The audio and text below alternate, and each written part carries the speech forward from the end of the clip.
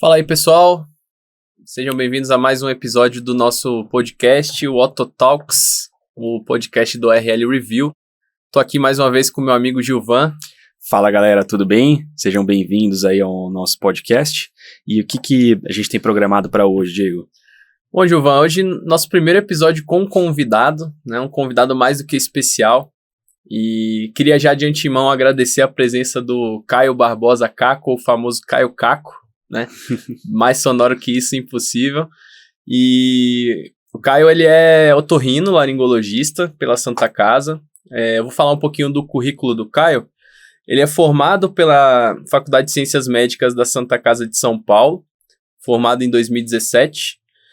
Fez residência médica também na Santa Casa e concluiu ela em 2021, né? São 3 anos. E esse ano, em abril, ele concluiu o programa de fellowship, programa de complementação especializada em laringologia também pela Santa Casa.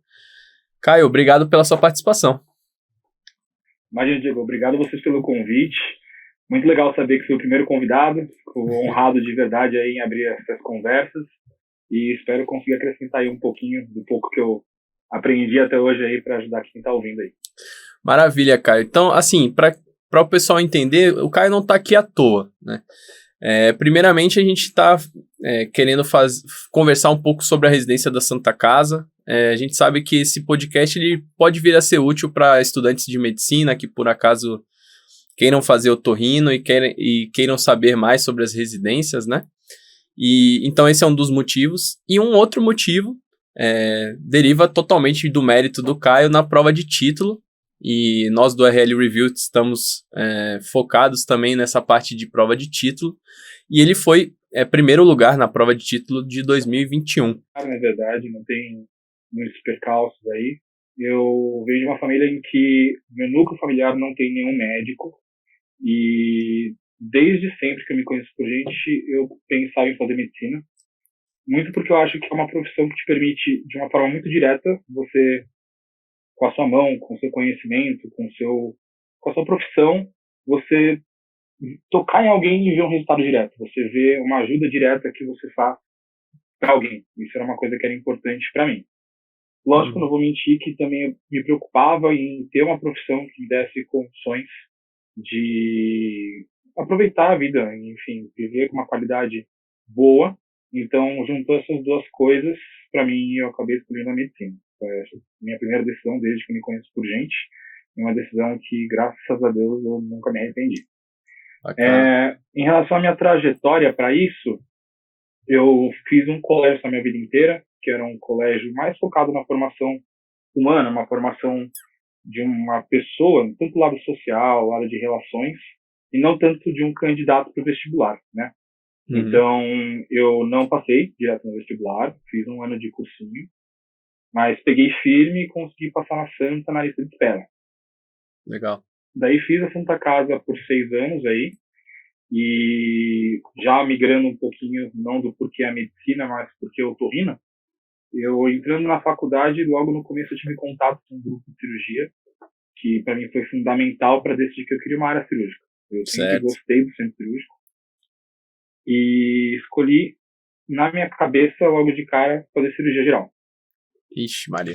E daí, exato, pessoal, alguma coisa aconteceu. Mas eu ia falar que é um erro comum, é uma escolha inicial comum de muitos otorrinos. Não, erro, perdoe, mas é uma escolha inicial de muitos otorrinos, né? Eu também pensei nisso, acho que o Diego também um pouco. Cara, na verdade, eu não muito, sabe? Porque, assim, na minha faculdade, a Federal da Bahia, a cirurgia geral era, no Hospital das Clínicas, era muito ruim, sabe? O estágio, com todo respeito aos residentes de lá, mas, pelo menos na minha época, era bem ruim, assim, o estágio. Então, cirurgia geral eu já meio que excluí. Então, eu nunca gostei muito de centro cirúrgico até, sabe? Por conta dessas experiências ruins na cirurgia geral. Mas, enfim, acabei escolhendo otorrino e também deu certo, né? Mas você, durante a faculdade, você teve contato com otorrino ou não? Então, não. Na época que eu rodei na faculdade, eu já sei que isso mudou. Mas na época que eu rodei não tinha muito líquido de otorrino, era uma coisa que não... Na época que eu estava dando lá, acho que poucas pessoas mais velhas tinham interesse, então o grupo de que eu tive contato, por coincidência, foi cirurgia de cabeça e pescoço. Então, Olha era uma só. especialidade próxima a nós. Ah, já tinha um pezinho Mas ali, então. otorrino em si, não. É. Tinha, Tinha um pezinho. E só que daí rodei no internato e mudou muito esse meu conceito, porque eu pensei que era uma coisa, e quando eu cheguei e vi na prática a vida de quem realmente fazia cirurgia geral, foi uma coisa que eu falei. Eu não estou disposto aos Sim. sacrifícios que eles têm que fazer, cara. E assim, não interessa se é por um período, não interessa se é começo de carreira, era uma coisa que ia contra um dos princípios que eu pensei, que era a questão da qualidade de vida mesmo. Sim. E daí eu falei, preciso mudar um pouquinho a minha direção. Eu acabei rodando nessa época no estágio de otorrino, e eu gostava desde sempre da teoria da otorrino, era uma coisa que, para mim, eu me senti uma identificação, gostei de estudar. E quando eu rodei lá, eu senti uma energia muito boa do pessoal. Uhum. E isso também pesou para mim, que a equipe de otorrino da Santa é uma equipe muito legal. Tipo, de se estar, de se aprender, de se conviver. Sim. E eu acabei falando, pô, por que não, né? Acho que teve a questão da prova de residência, que eu acho que é um desafio que todos nós passamos, porque o otorrino é uma especialidade concorrida, né? Com certeza. Mas foi uma coisa que eu falei, vamos encarar e vamos ver o que acontece. Pô, legal, bacana, cara. Aproveitando esse gancho, agora que a gente chegou no seu ingresso na residência de otorrino, né, após a prova, para a gente falar um pouquinho da organização do serviço. Eu acho que você tem tem um timing legal, porque você pegou um pouco do que era antes da pandemia e do que foi durante também, e até um pouco depois, apesar de ser no início, mas já como fellow. E aí acho que você pode comentar com a gente o que é o serviço da Santa Full, né, que foi o que você vivenciou aí no seu R1, o que foi o serviço da Santa durante a pandemia e como está sendo essa reorganização, né? Lá no HC a gente também está passando ainda passa por diversas modificações, e a reverberação da pandemia ainda é muito grande lá na organização do serviço. Então vai ser legal eu ouvir de você como é que foi essa experiência desde o seu R1. Aí pode ser, né, bem detalhado assim, em relação a como foi o R1, como é o R2 em geral, como foi o R3, e assim a gente vai conversando. Certo. Olha, eu sinto que a minha experiência toda na residência, o que eu mais posso falar é que eu não tenho como falar para vocês o que foi a otorrino no seu potencial full mesmo, porque quando eu entrei, a gente tinha acabado de ter uma perda muito importante, que foi o centro cirúrgico próprio do treino. A gente tinha o centro cirúrgico da otorrino na Santa Casa. Verdade. E isso sempre foi uma coisa que foi muito importante no departamento, que existia um volume cirúrgico muito elevado, assim, muito, muito elevado, assim, descomunal comparado com, imagino, com outros serviços, que não tem essa particularidade. O centro cirúrgico próprio R1, é absurdo, né? Desculpa. Então, era uma coisa muito absurda, mas eu sinto que existia um esforço muito grande de todo mundo de fazer essa compensação. Então, apesar de eu ter rodado recentemente após essa perda, eu não sinto nenhum lapso na minha formação, muito pelo esforço de pessoas de terem conseguido reorganizar de uma forma muito rápida. Então, no R1, eu sinto que o nosso curso ele é muito mais estruturado em relação ao pronto-socorro. E isso é outra coisa que eu acho que a Santa Casa, não tenho como explicar como isso é rico. A oportunidade da gente ter um PS de porta aberta só de otorrino é uma das coisas que, para mim, foi fundamental na minha formação. Cara, isso é muito importante. Só aproveitar para complementar o que você traz, porque a gente teve também na nossa residência o PS aberto lá no HC, e hoje em dia não é mais, né? E a gente vê claramente a diferença que isso faz. Cara, é muito grande a diferença você ter a possibilidade de atuar no pronto-socorro, né, Giovanni? É verdade, mesmo com o dia a dia do que aparece no consultório, as coisas mais simples também, que também são importantes, né? Como a gente fez residência de serviços grandes, a gente tem esse viés aí de ter muito caso bucha, muito caso complexo, esdrúxulo, assim, no sentido de que não aparece muito na vida real. Claro que tudo dá para correr atrás, assim, e compensar, assim, certas deficiências, mas com certeza um centro cirúrgico próprio, um PS porta aberta, isso é legal Você para às vezes formação. pode até ficar chateado de atender um cerume às 3 da manhã, mas lá na frente isso vai te diferenciar muito, cara. Então, e essa estrutura que eu acho que a Santa Casa tem um equilíbrio muito legal. Porque a gente tem um pronto-socorro que ele é próprio de otorrino, separado do resto, então não está envolvido com outras especialidades. Mas, ao mesmo tempo, isso não drena tanto o R1, porque é um pronto-socorro que ele tem um horário para funcionar. Ele funciona todos os dias. Na minha época de R1, funcionava também de final de semana. Hoje em dia não funciona mais de final de semana. Ele não é porta aberta de final de semana, só é chamado para as avaliações dos pacientes internados e para alguma urgência, eventualmente. Sim. Mas o nosso pronto-socorro atualmente ele é aberto das 7 até as 3 horas da tarde. Posso ser enganado com detalhes, mas é alguma coisa nesse sentido. Então, permite um atendimento de uma quantidade de fichas boa para você aprender a ficar mais ligeiro, enfim, resolver os problemas. Sim. Um volume grande de fichas que permite que você tenha o contato com essas coisas do dia a dia do consultório, mas eu acho também que o fato de ser um pronto-socorro de porta aberta permite com que aqueles casos esdrúxulos que estão assim, esperando no SUS há tanto tempo, estão desesperados nessa fila, quando eles chegam lá, eles batem lá e veem que são atendidos, não é incomum a gente receber um caso super bucho também, super complicado, que está na fila e acaba vindo buscar a gente. Sim. Por essa forma. Não, imagino, cara. Putz, e eu acho que pra nossa residência lá do HC foi uma perda muito grande ter o PS ter fechado, assim. Nosso professor titular lutou durante bastante tempo pra isso não acontecer, mas acabou acontecendo, enfim, foram normas. Acho que foi o da otorrino e da oftalmo que os últimos resistentes ali, mas acabaram fechando e o volume cai drasticamente, né? E acaba que os casos... Eu acho que isso existe uma tendência, né, Diego? Uma tendência que está acontecendo. Acho que não é só com vocês, acho que outros serviços grandes também passaram por situações semelhantes. Sim, e o fato da Santa conseguir manter isso é realmente impressionante e louvável. A gente sabe, enfim, normas do SUS, hierarquização do atendimento e etc., mas isso faz muita diferença, né, para a formação do residente. Eu acho que para os residentes que fazem Santa Casa, isso realmente vai ser um diferencial muito grande em relação às outras residências, sem dúvida nenhuma, né? E com relação ao R1, além do pronto-socorro, vocês dividem em estágios? Como é que acontece no R1? Então, nós somos em 18 residentes, né? Esses 18 residentes são divididos em 6 famílias, né? Então, R1, R2 e R3. E existem escalas que a gente divide ao longo do ano em ambulatórios específicos. Então, durante 4 meses aí de um ano roda no nariz, durante 4 meses do ano roda no ouvido, 4 meses do ano roda na laringe. E os 3 anos rodam 3 vezes, uma vez na R1, uma vez na R2, uma vez na R3, mas nós rodamos 3 vezes em cada um desses ambulatórios específicos.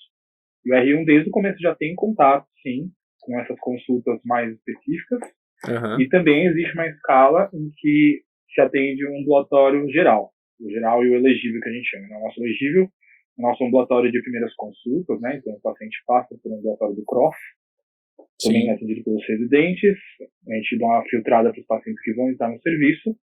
O elegível para a gente é a primeira consulta e o geral é aqueles pacientes que estão em acompanhamento de coisas mais básicas que não precisa de uma equipe específica de alguma subespecialidade, ou está no processo de ser preparado para ser encaminhado para esses ambulatórios.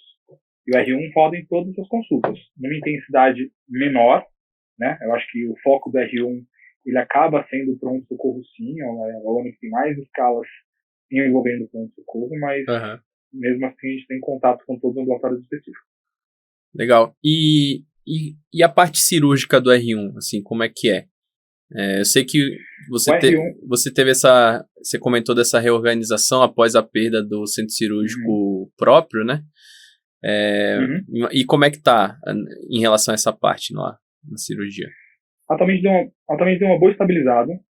Eu acho que o meu ano foi o ano que, dos anos 70, talvez tenha mais sentido esse começo, mas atualmente, pelo menos uma cirurgia do dia, se eu não me engano, às vezes tem dias que não acontece, mas pelo menos 4 cirurgias na semana é do R1. Então, geralmente a gente tem uma grade cirúrgica, que atualmente a gente tem uma sala cirúrgica da Santa Casa para otorrino, e a gente tem geralmente 1 a 2 cirurgias de subespecialidades, daí uma cirurgia de septo, timpanoplastia, alguma coisa que seja mais voltada ao R2, mas a última cirurgia do dia costuma ser do R1.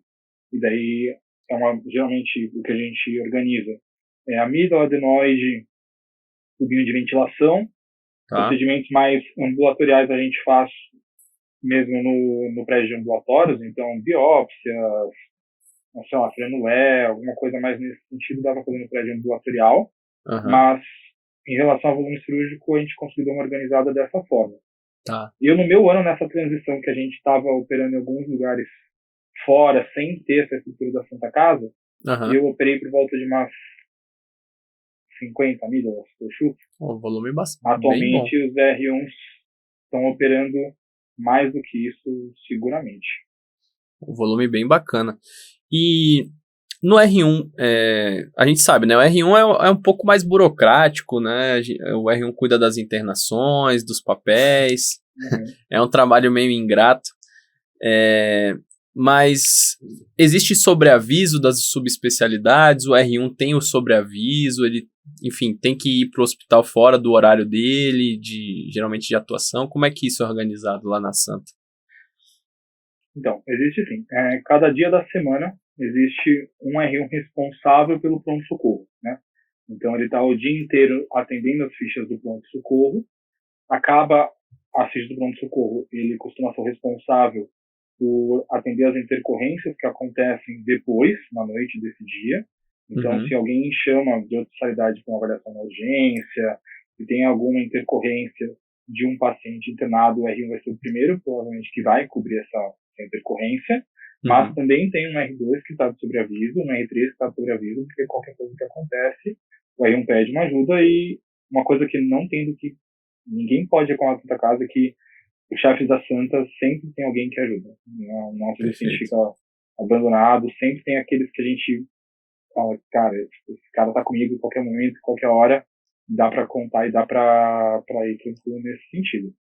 Acontece, pelo menos, intercorrência, eu espero que uma vez a cada 2 semanas alguém tem que ir numa madrugada lá resolver, distribuindo entre os 6 R2 não é super frequente, não. Entendi, beleza.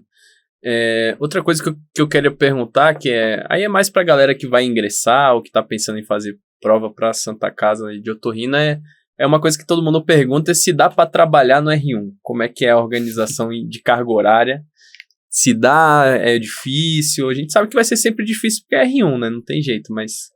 Eu acho que depende da necessidade de cada um. Não acho que seja possível, não, acho que dá sim pra trabalhar. Se eu trabalhei no R1, eu não trabalhei. Mas muito porque, de uma certa forma, eu tinha esse conforto de falar, acho que cada um tem sua situação, nem entrar nesse mérito, mas eu tive o luxo de conseguir focar na minha formação, então no meu R1 eu não trabalhei. Mas sim, é possível, geralmente de final de semana, e é aquela coisa, né? Tem a escala ainda do final de semana que o R1 vai para avaliar os pacientes internados, sim, só que são 6, né?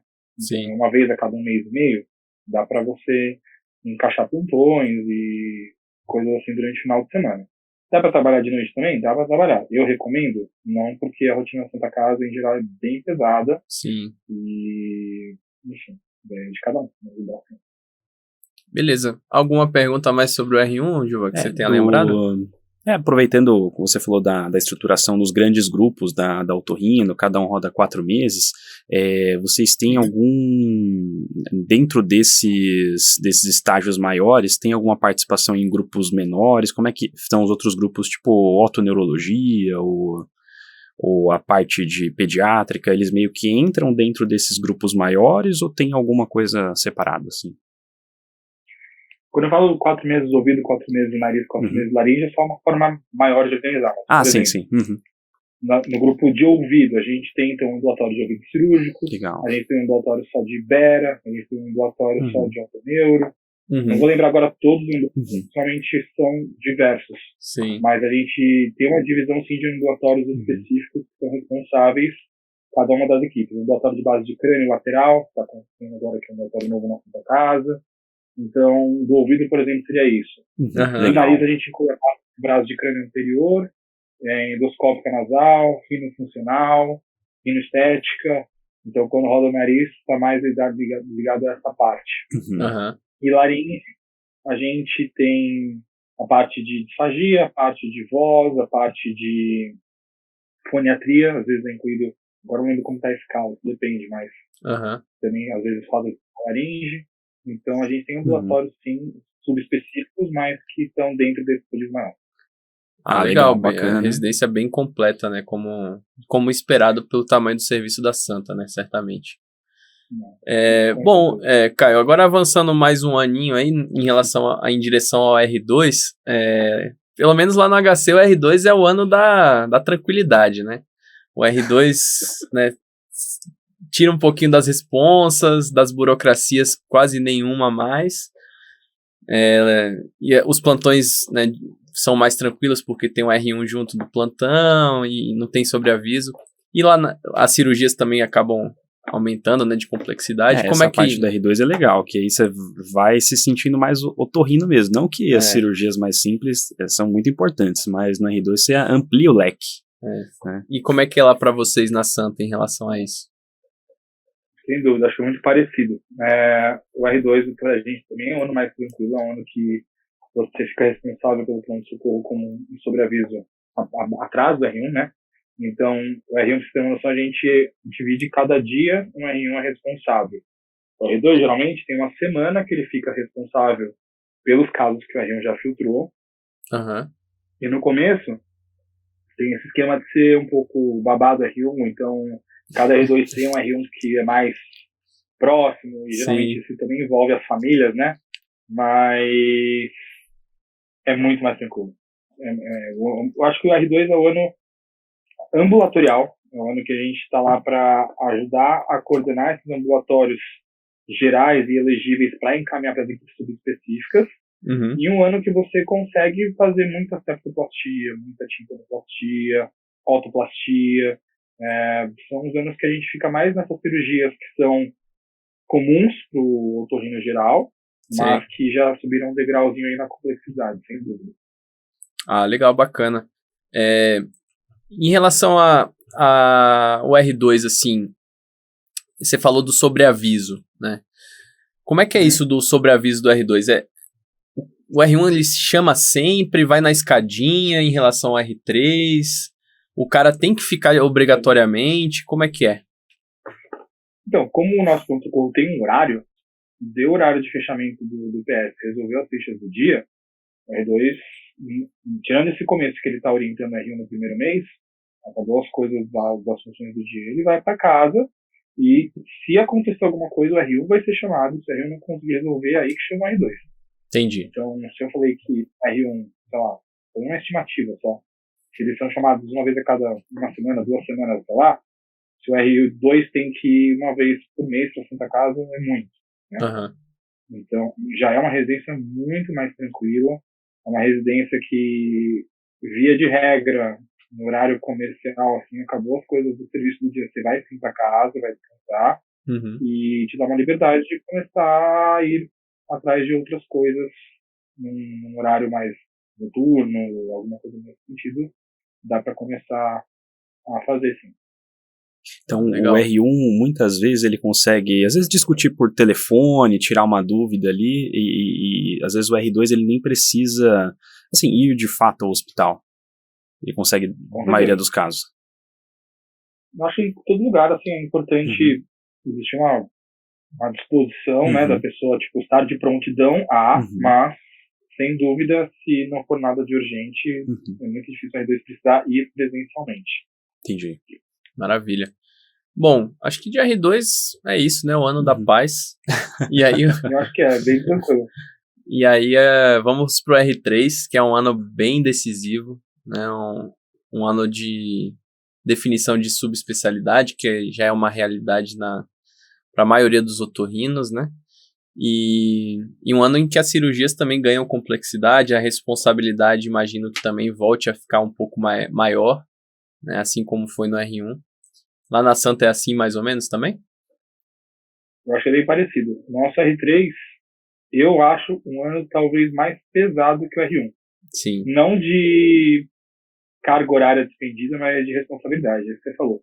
Porque o R3 é o ano que o centro cirúrgico vira nossa responsabilidade, né? Uhum. Então, isso envolve tudo, que eu acho que é muito legal na Santa, que não existe isso do R1 ser a parte burocrática, o R3 se opera. Uma coisa que é muito preconizado lá é que o R3 conheça muito bem o caso, que ele vai entrar e que ele vai abordar, e isso torna uma função burocrática envolvida, que é você procurar o seu paciente, você entender quem é ele, você fazer esse agendamento. E essa parte burocrática, ela envolve, sim, um esforço bastante importante. Mas a recompensa que o volume cirúrgico é muito, muito bom. Eu vou dar um exemplo para vocês que o meu R3 foi o R3 que eu fiz em 2020. Foi assim, auge da pandemia, né? Sim. E eu, em cirurgias que eu fiz durante esse ano, eu estava até revendo aqui para falar aqui no podcast, e eu fiz 55 cirurgias de todas nível R3. Então, mastoide, nasal, laringe. Isso, assim, contado, tá? Não é estimativa. Eu estava revendo as contas e coisas que a gente faz na Santa Casa. Eu acho que isso é um grande forte. A gente sai com uma mão de operar e de conseguir ter pelo menos uma noção do que está fazendo. Eu acho que é fundamental para colocar isso na prática e ter a segurança de fazer isso na vida. Mas, pelo menos, uma ideia do que está acontecendo e garantir que não vai fazer besteira se isso acontecer fora. O R3 te supre bastante isso. Eu fiz pelo menos 17, 19 cirurgias de cada subespecialidade. Pô, cara, um volume impressionante. Para 2020 confesso que eu fiquei impressionado, assim, muito bom mesmo. Da pandemia, e imagino que seus colegas, outros 6, né, devem ter números bem parecidos. Sim. O que torna ainda mais impressionante, porque se você me dissesse, 50 cirurgias para os 6, eu ficaria, legal. Acho que é isso aí mesmo. Mas 50 para cada um, realmente... É um número bem legal. Muito interessante mesmo, viu? Eu acho que o peso disso é o pronto-socorro de porta aberta, né? Porque a pandemia fechou. Sim. Muita coisa. E muitos pacientes se encontraram desamparados. E o fato da gente ter um pronto-socorro que ele continuou, né, existindo, é uma coisa que aconteceu, uma coisa a gente tinha que resolver. Então a gente conseguiu manter, sim, um volume cirúrgico que, graças a Deus, meu R3 não foi prejudicado aí tanto nessa pandemia. Podia ter sido bem mais. Os R3 que se formaram agora em 2021 operaram muito mais do que isso. Mas no meu ano ter 50 cirurgias aí, 50 cirurgias. Nossa, muito bom. Muito bom mesmo, viu? Muito bom mesmo. Aproveitando esse gancho, uma coisa que sempre o pessoal tem dúvida, né? Porque tem serviços em que os residentes vão ensinando os R-, né? E muitos serviços, principalmente aqueles um pouco menores, acaba que os chefes não são tão presentes nas cirurgias. E é algo que eu acho que faz muita diferença, né? Às vezes você operar ali, sei lá, menos casos, mas sempre orientado e sempre com alguém experiente, vale mais até do que você operar muito mais casos, só que sem uma orientação mais adequada. Lá na Santa Casa, como é a presença dos chefes lá nessa parte de cirurgia e tal, nas orientações? Assim, na Santa Casa não existe cirurgia de subespecialidade, então a parte de mastoide, implante coclear, tapedor, ou na parte de rinas endoscópicas nasais, base de crânio e todas as de laringe. Não existe cirurgia sem chefe. Isso não acontece. E em relação às amígdalas e aos septos, no começo da formação de residentes, os chefes estão muito, muito em cima. Conforme os residentes vão ganhando um pouquinho mais de experiência, a amígdala acontece do R3 orientar o R1, mas tendo um chefe, olha, não sei o que está acontecendo, deu ruim, vem, o chefe vem. E os septos e as tímpanos, o fellow da rinologia, o fellow da otologia, no final do ano eles começam a orientar eles mesmos os residentes. Mas nesse começo, assim, ainda mais que está agora aqui no final de maio, É uma época que os chefes estão bem presentes e, assim, mesmo quando não estão presentes, estão disponíveis. Caso qualquer coisa aconteça, você liga e vem. Não, perfeito. Isso aí é muito bom. Isso aí é muito bom e ainda mais com o volume de vocês gigante, o cara sai com uma mão totalmente diferenciada, né? Sem dúvida alguma. Em relação a... fundamental, assim, dá muita confiança de atuar fora, sabe? Claro. Uma coisa que eu acho que cirurgia tem curva de aprendizado. E a gente consegue fazer essa curva na Santa Casa com bastante dor. Não, com certeza, perfeito. Em relação às atividades de ensino na Santa, assim, de forma geral, tem alguma coisa, né, regular? Como são as atividades de ensino lá na residência? A parte de ensino existe sim. Então a gente tem, em relação a reuniões, a gente tem uma reunião por dia, né? Então, segunda-feira é otorrinoped ou otologia, que eles têm atualmente mais escala que eles dividem. Terça-feira tem um ambulatório, reunião de estômato, em que é um ambulatório muito fora da curva. A gente tem toda a equipe da estômato na Santa Casa presente nesse ambulatório. Os R1s, eles antes de começar esse ambulatório, eles atendem os pacientes. E daí cada R1 fica com 1, 2 casos e vai passar o caso nessa reunião. Então é uma aula mais prática, né? Sim. Porque a gente vê o caso e os chefes discutem cada caso e acaba tendo uma reunião teórica, com discussão de caso, alguma coisa nesse sentido, ou algum artigo ocasionalmente, mas uma reunião muito de caso com o chefe presente e atendendo, isso acaba sendo a parte teórico-prática da estômago. Quarta-feira são as reuniões da rinologia. Quinta-feira tem sempre uma reunião que a gente chama de reunião do departamento, né? Então envolve o departamento inteiro. Geralmente são convidados de fora, então é muito legal a gente conseguir compartilhar a nossa experiência e ver a experiência dos outros centros, que é muito enriquecedor, sem dúvida. E sexta-feira é a reunião da laringe. Legal. Então, antes de começar os ambulatórios costumam começar umas 8, 9 horas. As reuniões sempre acontecem, costumam ser às 7 da manhã todos os dias. Maravilha. Muito bom. E atividades de pesquisa? Perdão. Pode falar. Outra coisa, digo, que eu esqueci. Claro.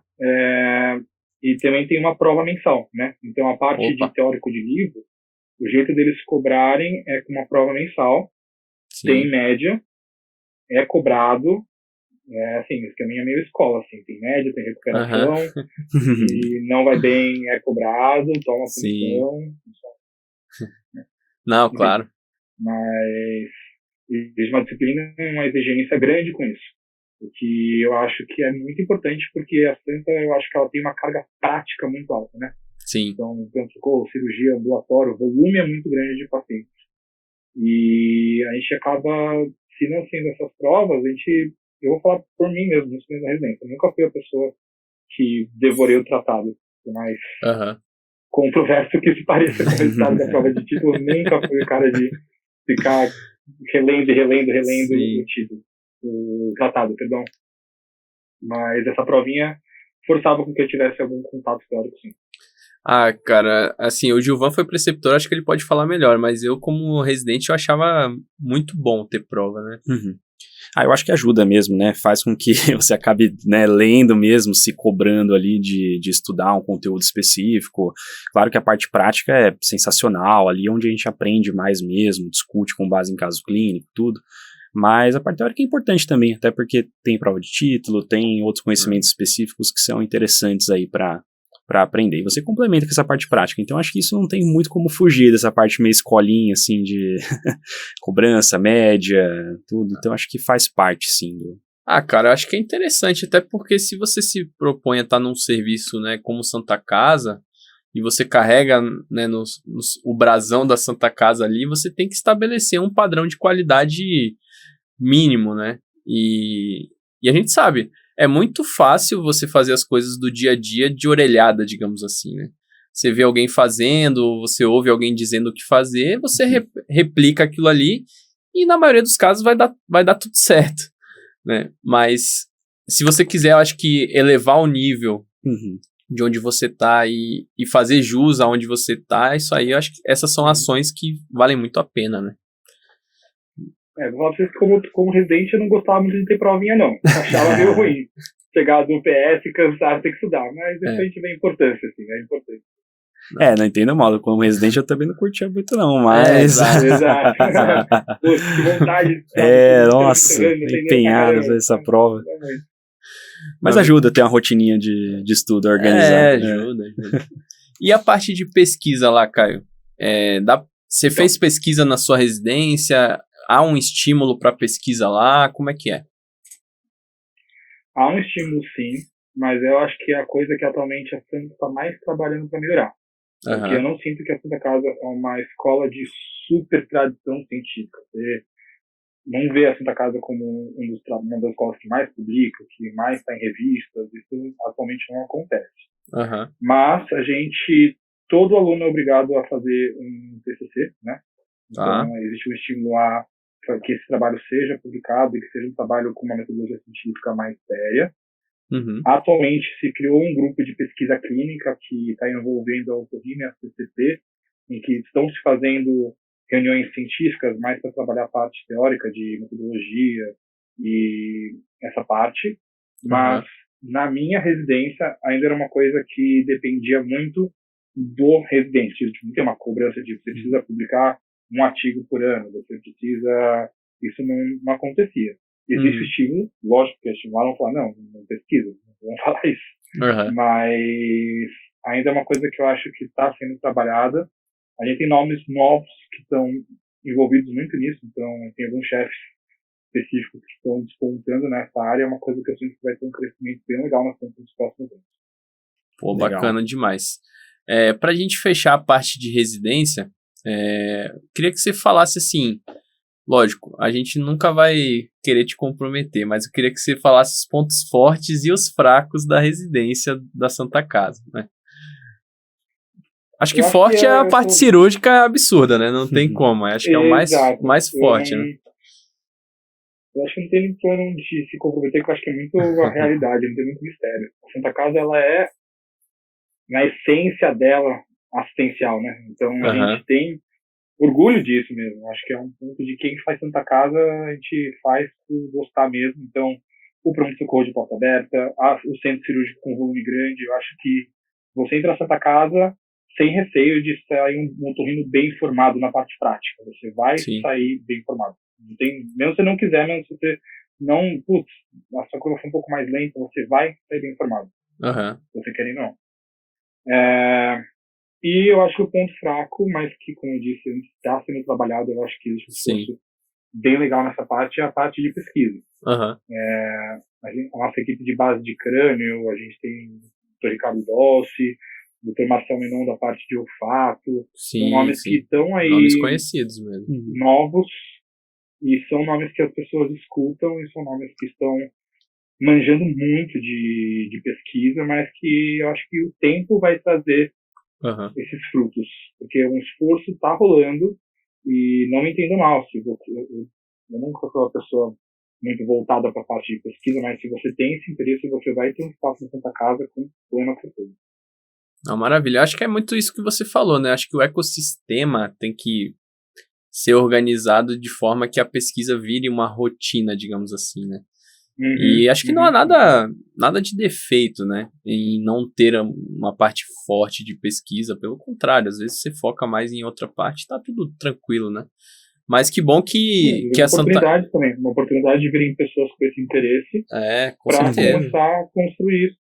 Não, com certeza. E que bom que isso está sendo feito, até porque o campo de prática de vocês é enorme e certamente sairão boas pesquisas aí para o futuro. Bom, Caio, agora a parte de residência acho que você falou muito bem. Vamos falar um pouquinho só do Fellow. E assim, não só do Fellow que você fez, que é o de laringologia, mas a decisão por fazer Fellow. Acho que hoje em dia, acho que muito, ainda mais do que quando a gente entrou na residência, e você também, o Fellowship ele já é uma realidade quase que corriqueira. Antigamente, pelo menos eu escutei no meu R1, no início, que se você não quiser fazer Fellow, tá tudo bem, tranquilo, você vai conseguir atuar.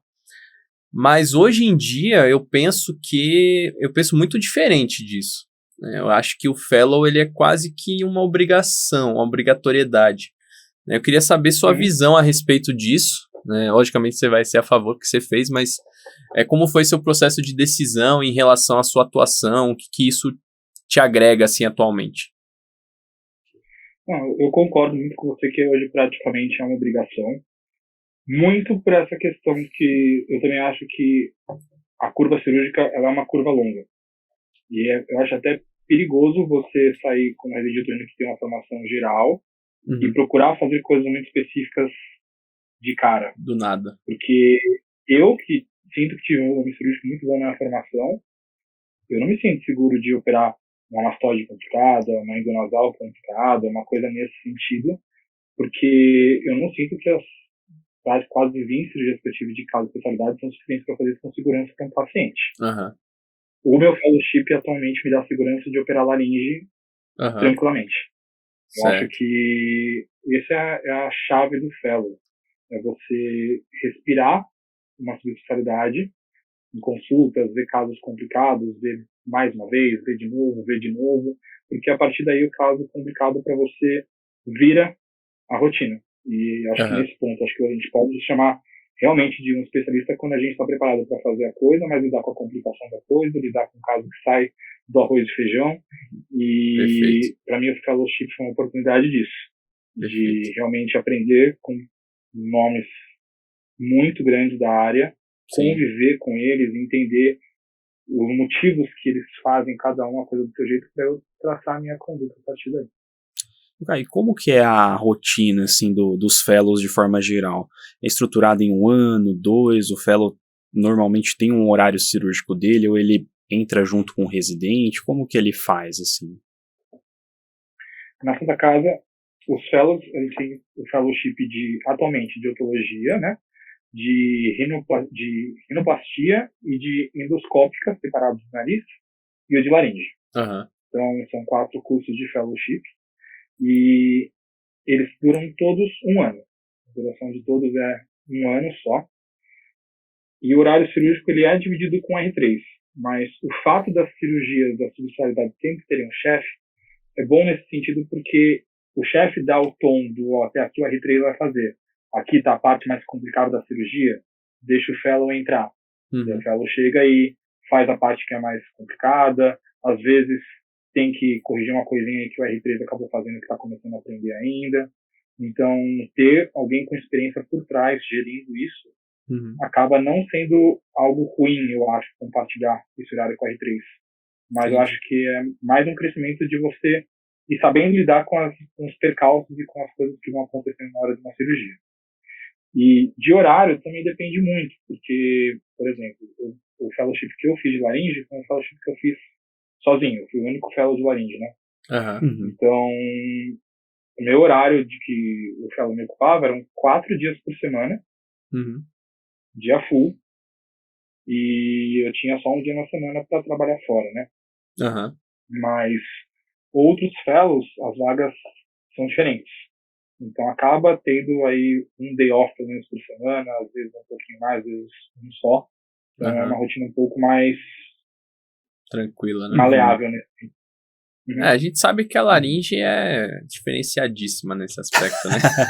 a melhor especialidade de todas. Exatamente. Se a otorrino é a especialidade mais nobre da medicina, a laringologia é a sub mais nobre ainda de toda a medicina, né? Isso aí é um fato. Eu só aceitei o convite porque achei que isso era um preceito aí do hospital, achei que era claro. Perfeito. Beleza, Caio. Acho que do fellow... Diga aí. E quanto à minha decisão, que você tinha perguntado do porquê fazer laringe. Boa. Porque eu pessoalmente gosto da cirurgia da laringe por ser uma cirurgia minuciosa. Eu gosto mais da coisa mais do detalhe, do movimento fino. Gosto de uma cirurgia de curta duração. E para mim é uma decisão que foi desde a R1 porque bateu. Assim. Quando eu rodei na laringe, eu acho que é importante dar um pouquinho ouvido a essa parte do que brilha o olho mesmo. E pra mim acabou bastante. Foi fácil. Maravilha. Bom, Caio, agora vamos falar um pouco, após esse apanhado geral da residência e fellow, muito bem falado por você. Vamos falar agora da questão da prova de título, né, do seu resultado, que foi um resultado muito bom, primeiro lugar aí na prova. Como é que foi sua preparação? Como é sua rotina de estudos quando você pensa num concurso, né? A gente sabe que o estudo do dia a dia, entre aspas, é um estudo diferente do estudo para um concurso, para uma prova. Queria saber como é que você se prepara, como é que foi sua preparação nesse sentido, qual o seu método de estudo, o que você dá de dica para a galera que vai fazer prova, né, em 2023 agora, e vai certamente ouvir esse podcast com você aqui. Então fala aí pra gente. Bom, o primeiro conselho que eu dou em relação à prova de título é não deixar esse tempo de residência. Eu vivi a minha residência até o final. Certo. E eu até ouso dizer que, seguramente, porque a minha prova de título foi postergada por causa da pandemia, né? Sim, então sim. A gente era para ter feito a prova em abril, se eu não me engano, e acabou sendo em junho. Tá. Eu digo com muita segurança que se a prova tivesse sido em abril, eu não teria esse resultado. Sim. Então, eu fui uma pessoa que eu achei importante me dedicar para minha residência e pegar esse momento para me formar como uma parte prática, que eu acho que é o forte da Santa Casa, que é estudar o máximo possível, para depois estudar. Tá. Só que, ao mesmo tempo, quando a prova foi postergada, eu, por não estar saturado de estudar durante muito tempo, eu mergulhei e vivi esse estudo. Eu posso falar aqui em nomes de cursos, essas coisas, ou vocês preferem? Pode deixar genérico. Tá bom, beleza. Eu acho que eu fiz um curso que foi importante para ter aulas, assim, fortificar a base teórica que eu já tinha da Santa Casa. Tá. E eu fiz um curso muito voltado para testes. Tá. E eu acho que o meu diferencial para a prova de título é porque eu era o louco dos testes. Eu fazia todos os testes. Putz, Caio, mas você já sabe esse teste decorado? Eu fazia. Ah, Caio, mas você sabe que está no enunciado e você sabe qual vai ser a alternativa? Eu fazia. Era uma coisa de repetição, de repetição. E para mim, isso é só uma experiência, não é também querendo ofender ninguém, mas eu acho que o tratado em si, por ser um compilado de experiências de pessoas muito diferentes, são muitas mentes, todas, lógico, brilhantes, mas todas tentando entrar num consenso, acaba tendo informação, sim, repetida, acaba tendo informação, sim, conflitante, porque são raciocínios diferentes ou pontos de vista diferentes sobre uma mesma coisa, e é um pouco complicado. E eu acho que parte de você se preparar para uma prova é você... Eu fazia tanto teste que, conforme estava escrito, eu meio que sabia, putz, eu acho que isso está mais relacionado com aquele capítulo que está querendo esse ponto de vista.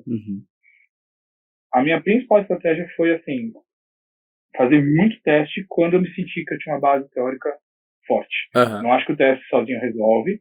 Primeiro eu fiz alguns cursos, algumas aulas para fortificar essa base, mas depois foi muito teste, no ponto de zerar assim, plataformas de cursos de teste, não ter mais o que fazer.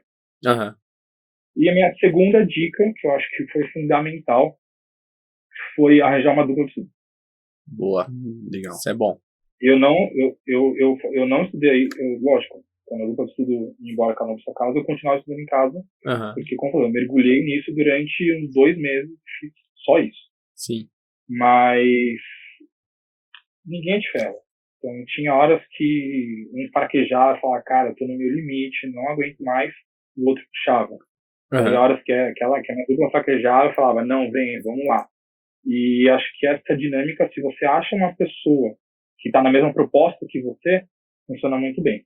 Mas tem que ter a maturidade de perceber se é uma pessoa que está com objetivo, porque senão não dá para virar válida muito fácil, né?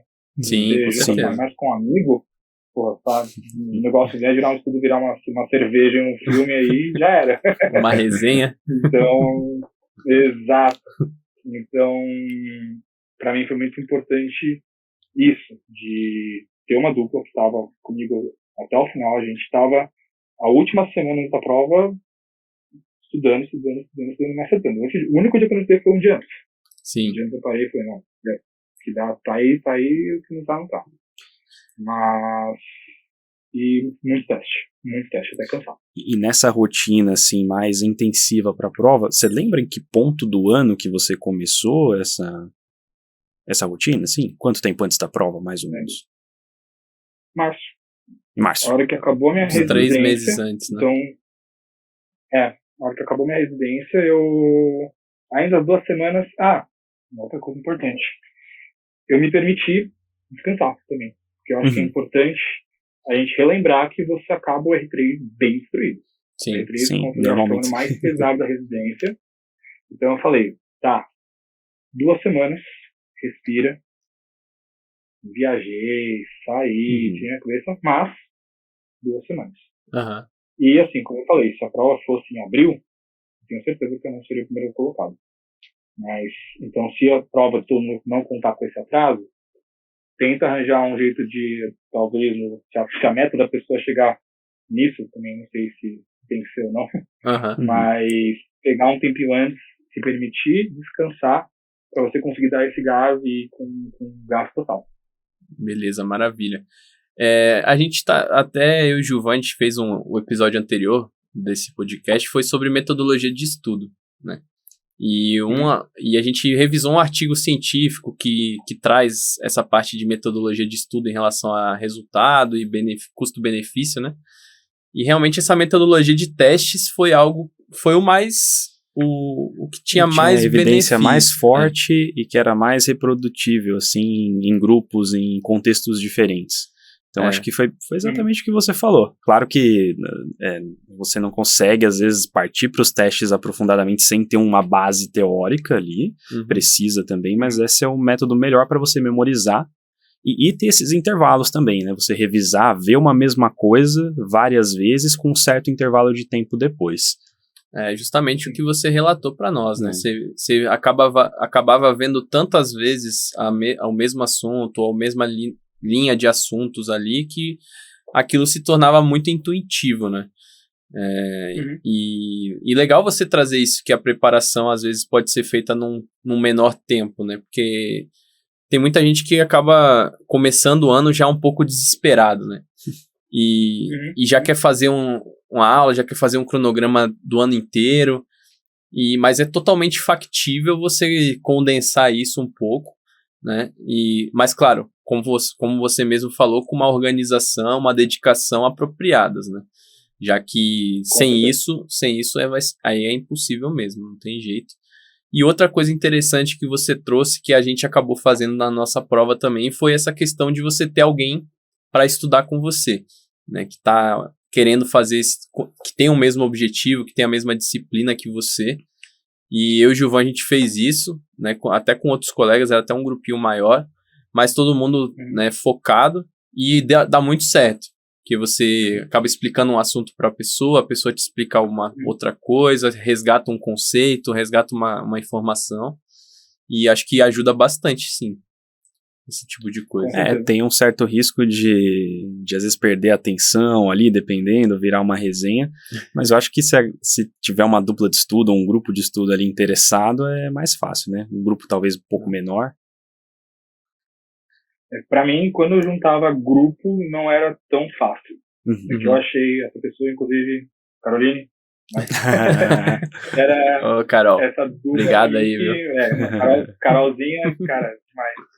Mas pra gente funcionou em dupla porque a gente estava muito focado e a gente tinha essa facilidade de ficar aí 8 horas seguidas, 10 horas seguidas, sim, um levando o outro e o negócio fluía. Maravilha. E outra coisa também que eu acho bem bacana destacar, de os simulados espelhar a experiência da prova, porque é uma prova que, tirando a residência, que é um momento que talvez seja similar, vestibular também, mas a experiência de você viver a prova é importante. E isso, depois de tanto tempo se dedicando, às vezes é o que quebra a pessoa, é psicológico. Sim, então, perfeito. Ter o seu momento de você falar, cara, vou fazer um simulado de questões práticas, que é uma coisa que não é muito fácil de você ter acesso, é uma coisa que é diferente, que a gente não está acostumado. Isso é muito importante. A parte prática, a Santa Casa, sem dúvida, teve para mim, 70%, 80% da minha prova prática, de ter uma noção isso precisa ter, isso não pode ter, mas ter os simulados práticos, de sentir a experiência, de entender o que eu tenho, quais são os pontos de uma prova prática que precisa colocar, também achei bem importante. Pô, maravilha, cara. A gente tá quase, nem pareceu, mas quase 1 hora de conversa aí. Conversa, quando é boa, passa muito rápido. Fluiu bem, não tava esperando, não. Você mandou muito 56 bem, minutos ali, tá marcando o nosso reloginho. Acho que a gente pode encerrar. Acho que o podcast foi ótimo. A gente queria agradecer muito a sua participação, ter dedicado um pouquinho do seu tempo aí, que a gente sabe que é corrido para todo mundo, mas ainda mais você que está se inserindo aí de forma muito boa no mercado. Aproveitar e falar para a galera onde é que você está atendendo, o que você tem feito de atuação na otorrino aqui em São Paulo. Bom, atualmente eu estou num centro clínico chamado Lapacor, eu atendo lá uma vez por semana. Eu estou na rede Previna, que é uma rede com vários consultórios e hospitais ao redor de São Paulo. Eu estou atendendo em Guarulhos pela Amil. Estou na rede da Intermédica também, no Hospital Salvalos, e com alguns projetos aí para começar também. Se tudo der certo, em breve começar a consultório aí, então... Boa, legal. Se quiser acompanhar, só seguir aí, procurar no Instagram, também tirar qualquer dúvida, o que eu puder ajudar qualquer pessoa, me coloco muito à disposição, porque eu acho que a gente é colega de qualquer coisa, a gente tem que se ajudar aí no que a gente puder. Pô, com certeza. Inclusive, qual é o seu Instagram lá, Caio, pra galera seguir? A gente vai botar na descrição do nosso vídeo também. Perfeito, é Caio Caco. Então, Caio com o seu, Caco, que é meio chato o sobrenome, mas é K-A-K-U. E só me procurar que eu vou ter maior prazer aí no que eu puder compartilhar e ajudar um pouquinho. Aí pra isso. Pô, e acho que você começou muito bem, assim, a gente também é muito grato, né, de ter a honra de ter você aqui no nosso podcast, explicando tudo, né, sobre a tua vida de residente, um pouquinho de antes, um pouquinho de depois, isso sobre a prova de título, que foi um resultado excepcional. Acho que vai ajudar muita gente aí e trazer uma calma, assim, também, né? Com certeza. É muito importante aí a gente ver que é factível uma preparação mais enxuta, mas com resultados muito bons. Eu acho que você não deve ter almejado um resultado tão excepcional, mas a sua dedicação, né, foi tão boa que gerou esse tipo de resultado e acho que como não é uma prova não é uma prova eliminatória, é uma prova classificatória, né? Acho que esse tipo de preparação funciona bem quando a pessoa tem a disciplina que você teve, e a gente te parabeniza mais uma vez pelo seu resultado.